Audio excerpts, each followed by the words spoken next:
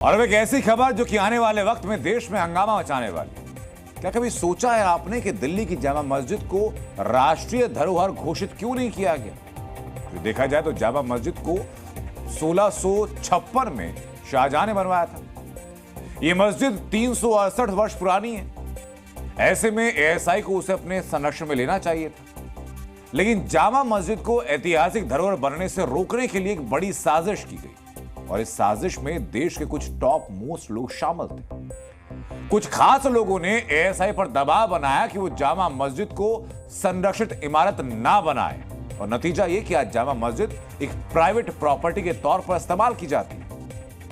इस मुद्दे को लेकर पिछले कई वर्षों से दिल्ली हाईकोर्ट में घमासान है।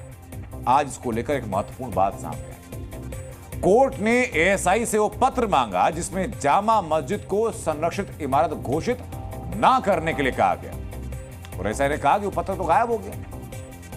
यह पत्र देश के पूर्व प्रधानमंत्री मनमोहन सिंह ने एएसआई को लिखा था, लेकिन आज डीएनए में हम आपको इस मामले से जुड़े हुए महत्वपूर्ण दस्तावेज दिखाएंगे और कई पत्र दिखाएंगे। जामा मस्जिद को राष्ट्रीय धरोहर बनने से रोकने की साजिश में किसने किसको क्या लिखा, इसका पूरा चिट्ठा आपको दिखाने जा रहे हैं।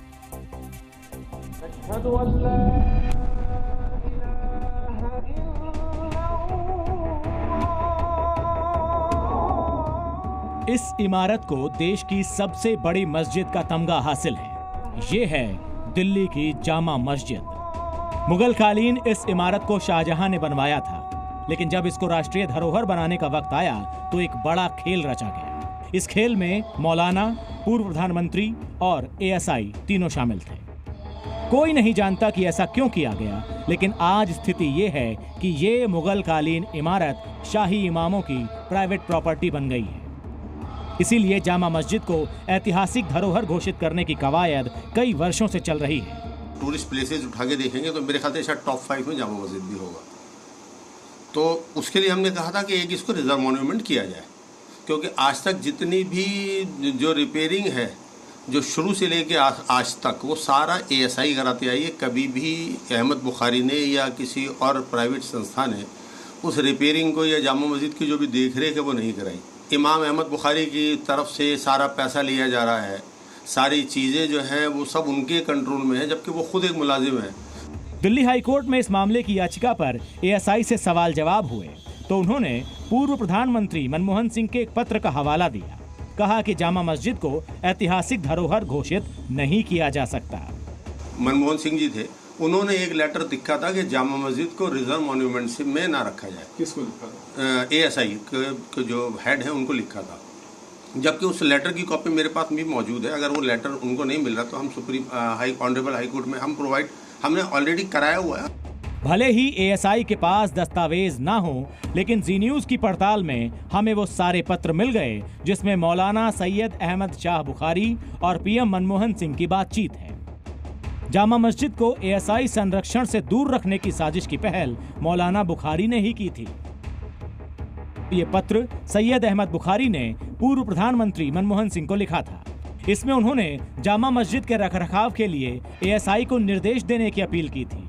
इसके अलावा उन्होंने लगभग चेतावनी भरे लहजे में कहा था कि अगर जामा मस्जिद को एएसआई के संरक्षण में दिया गया तो देश में बवाल खड़ा हो जाएगा। इस पत्र के जरिए मौलाना बुखारी देश के पूर्व प्रधानमंत्री को धमकी देते हुए नजर आए थे।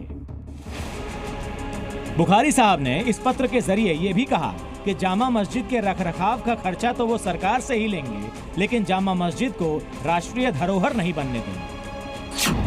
पूर्व प्रधानमंत्री मनमोहन सिंह ने इसको लेकर एएसआई को एक पत्र लिखा, जिसके बाद उन्होंने बुखारी को उनके पत्र का जवाब दिया। 20 अक्टूबर 2004 को लिखे गए इस पत्र में मनमोहन सिंह ने बुखारी से कहा कि उन्होंने एएसआई को जामा मस्जिद के रिपेयर वर्क के लिए बोल दिया और ये भी तय कर दिया है कि जामा मस्जिद को संरक्षित इमारत घोषित ना किया जाए। अब इसमें पेच ये है कि जिस समय मनमोहन सिंह ने आदेश दिया था उस वक्त मामला कोर्ट में विचाराधीन था। यही नहीं, एएसआई के पास मनमोहन सिंह का वो पत्र भी नहीं है जिसमें उन्होंने एएसआई को किसी तरह के निर्देश दिए।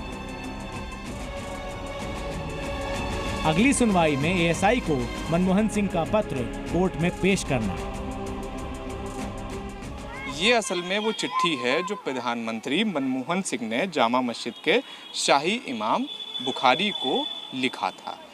इस चिट्ठी में मनमोहन सिंह ने शाही इमाम बुखारी से ये कहा था कि उनकी मिनिस्ट्री ऑफ कल्चर से बात हुई है और मिनिस्ट्री ऑफ कल्चर ने उन्हें बताया है कि जामा मस्जिद को वो राष्ट्रीय स्मारक नहीं घोषित करेंगे। असल में जामा मस्जिद के पूरे विवाद में जिस वक्त मामला कोर्ट में चल रहा था, ये मामला बहुत पुराना है, 2003 में भी ये पूरा मामला जामा मस्जिद को प्रोटेक्टेड मॉन्यूमेंट घोषित करने का कोर्ट में गया था, जिसमें आर्कियोलॉजिकल सर्वे ऑफ इंडिया ने कोर्ट में ये कहा था कि वो जामा मस्जिद को प्रोटेक्टेड मॉन्यूमेंट घोषित करने के लिए तैयार है। उसी के बाद जामा मस्जिद के शाही इमाम ने डॉक्टर मनमोहन सिंह को चिट्ठी लिखकर ये कहा था कि जामा मस्जिद को प्रोटेक्टेड मॉन्यूमेंट ना घोषित किया जाए। जामा मस्जिद को ऐतिहासिक धरोहर घोषित करके संरक्षित किए जाने को लेकर कई अफवाहें फैली।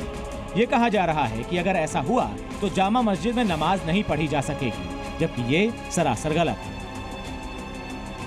अगर वहाँ पूजा पाठ, नमाज या किसी भी प्रकार का कोई रिलीजियस एक्टिविटी हो रही है तो वो कंटिन्यू करती है।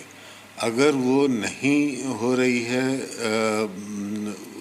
डिक्लेरेशन नोटिफिकेशन से पहले, तो वो फिर उसको रिवाइव नहीं कर सकते, नए सिरे से उसको नहीं किया जा सकता। दरअसल जामा मस्जिद संरक्षित इमारत घोषित कर दी गई तो कई लोगों की राजनीतिक दुकानें बंद हो जाएंगी। यही नहीं, जामा मस्जिद को निजी संपत्ति समझने वाले शाही इमामों की दुकानें भी बंद हो जाएंगी। एएसआई संरक्षण के बाद जामा मस्जिद एक धार्मिक इमारत बनकर रहेगी, जहां प्राइवेट और राजनीतिक तकरीरें बंद करवा दी जाएंगी।